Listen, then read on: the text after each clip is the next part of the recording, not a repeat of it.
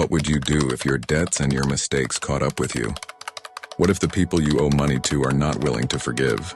This is the true story of Felipe from Guadalajara, Mexico. A story about survival, danger, and paying the price for your choices. Stay with me because this is real and it could happen to anyone.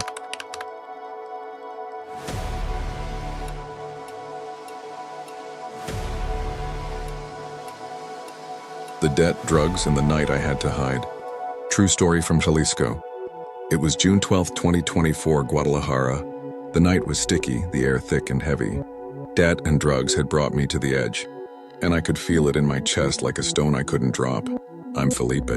I had made mistakes, borrowing money for rent, borrowing more to cover debts, and borrowing again to cover my drug habit. Small habits turned into a full-blown problem, and soon I owed more than I could ever pay. I thought I could manage it. I was wrong. At 10:37 p.m., my phone rang. Unknown number.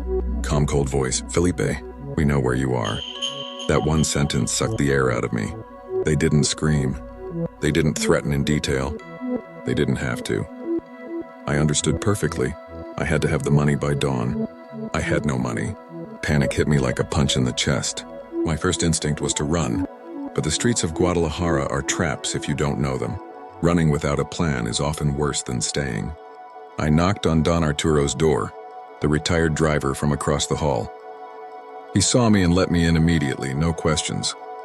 I told him everything, the debts, the drugs, the phone calls, the fear. He listened silently.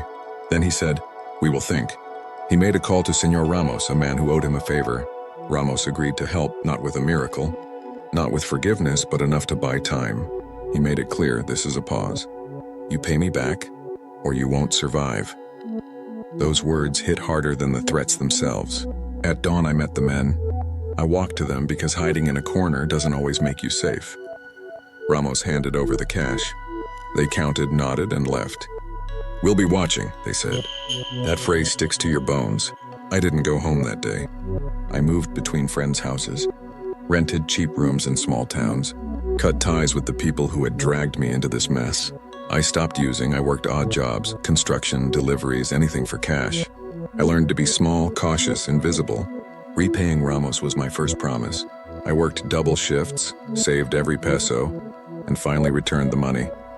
He nodded and said, "Now you owe only yourself." That was more than repayment, it was honor. Months passed. The original lenders didn't vanish. I kept paying bit by bit, through intermediaries without excuses. No miracles, no shortcuts, consistency, work, respect. I survived. I'm alive. I still keep a bag by the door. I check windows twice. I watch my back. Every morning I wake up, I know I earned it. I paid my debts, I honored the favor.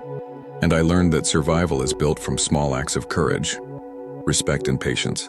This is not a story of glory. It's about real danger, accountability, and the slow, painful way people can turn their lives around.